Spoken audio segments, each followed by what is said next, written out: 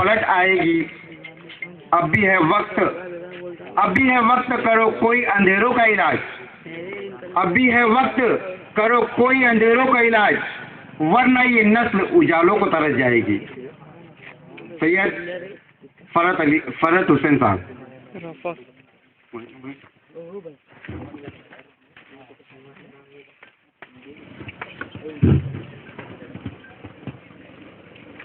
औज़ुबिल्लाहिमिनश्शैतानिर्रजीम। बिस्मिल्लाहिर्रहमानिर्रहीम। सैनशीन पर तशरीफ़ फरमा इस जलसे के सदर मोहतरम और मुअज़्ज़िज़ हज़रात,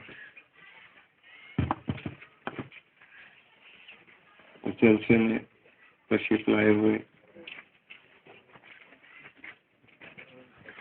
उलमा इकराम, हाजिर सभी बुजुर्ग, नौजवान,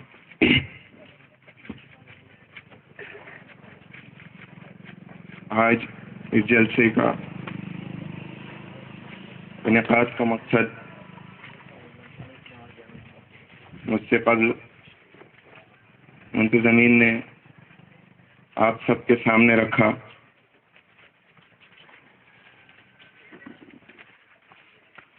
इन जलसों को मुनक़िद करने का मकसद क्या है? क्यों हम शहीद टीपू सुल्तान का यौम विलादत आज मना रहे हैं? क्यों हमने इन सब चीज़ों का इंतज़ाम किया? क्यों हम और आप यहाँ जमा हुए? तो मुझे समझ में ये आया कि हमसे कबल कुछ चंद सालों में हमारे असलाफ, हमारे बुजुर्गों, जिनके नक्शे कदम पर चलकर हम कामयाबी की राहें हमवार करते हुए अपनी मंजिल मकसूद तक पहुंचते थे, उनको फरामोश करके हमारे जहनों से उनके नाम, उनकी तारीख, उनकी मेहनतें, उनकी कुर्बानियों को मिटाने का काम गुज़िश्ता कुछ सालों में हुआ। उसका नतीजा ये है कि आज हम हमारी नौजवान नस्लों से पूछे कि हमारे असलाफ, हमारे आबा व अजदाद, हमारे बुजुर्ग कौन हमारे नेशनल हीरोज़ हैं, जिन्होंने इस मुल्क के लिए, अपनी कौम के लिए कुर्बानियाँ दी। तो हाथ की उंगलियां लगता है कि ज़्यादा होगी, हमारी नौजवान नस्ल उतने नाम भी नहीं बता पाती। यही वो मकसद है कि आज इस तकरीब का इनेकाद किया गया और हमारे असलाफ, हमारे बुजुर्गों की याद, उनकी कुर्बानियों को वापस हमारे जहनों में ताज़ा करने के लिए जो है यहाँ हमारा जमा हुए। हज़रत सुल्तान शहीद की ज़िंदगी पर, आपकी विलादत से लेके आपकी शहादत तक कई मुख्तलिफ उनके पहलुओं पर रोशनी डाली गई। कुछ चंद तारीख़ी बातें, तारीख़ी हवालों से मैंने भी कुछ उनके बारे में पढ़ी,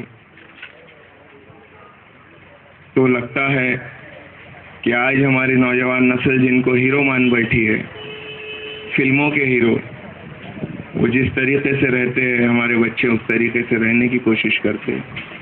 वो कान में अगर बाली पहनता है तो हमारे बच्चे उसकी नकल करते हैं।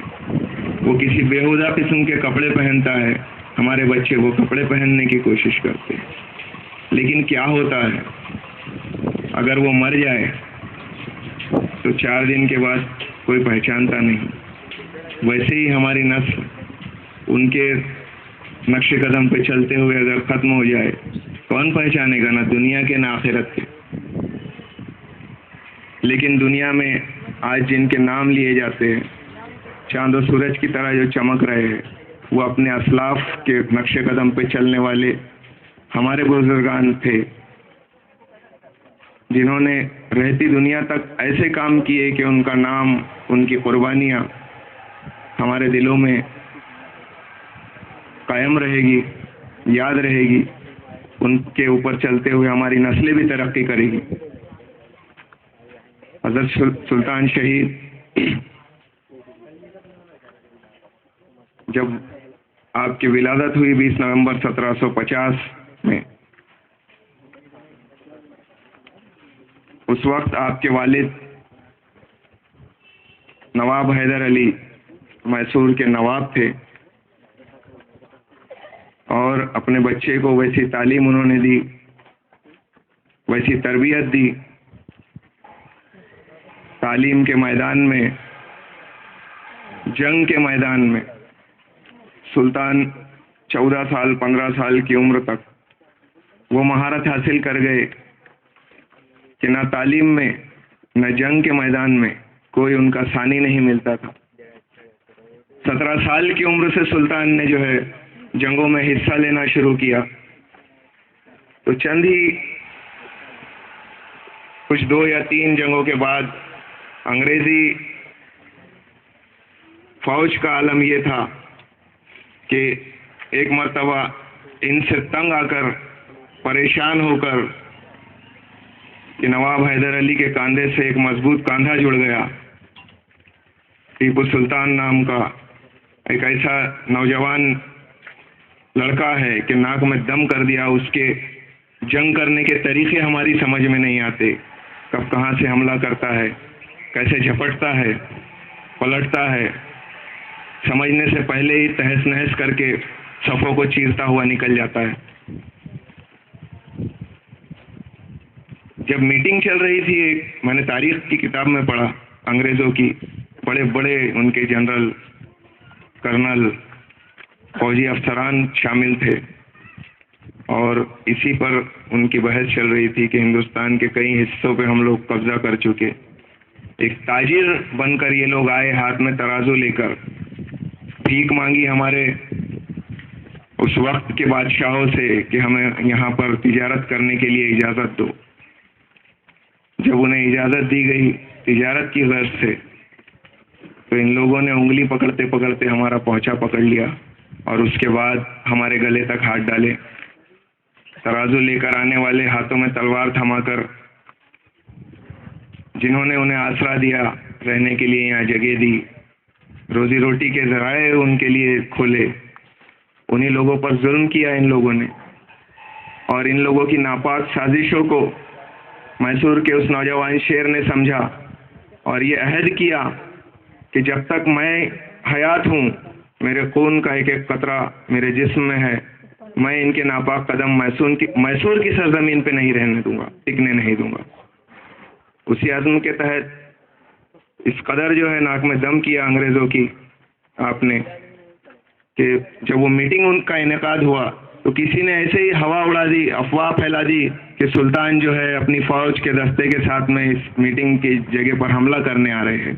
तो सिर्फ वो अफवाह का इतना खौफ था उन लोगों पर कि 57 अंग्रेज़ी हुक्मरानों को, जनरलों को उस वक्त हार्ट अटैक हो गया था।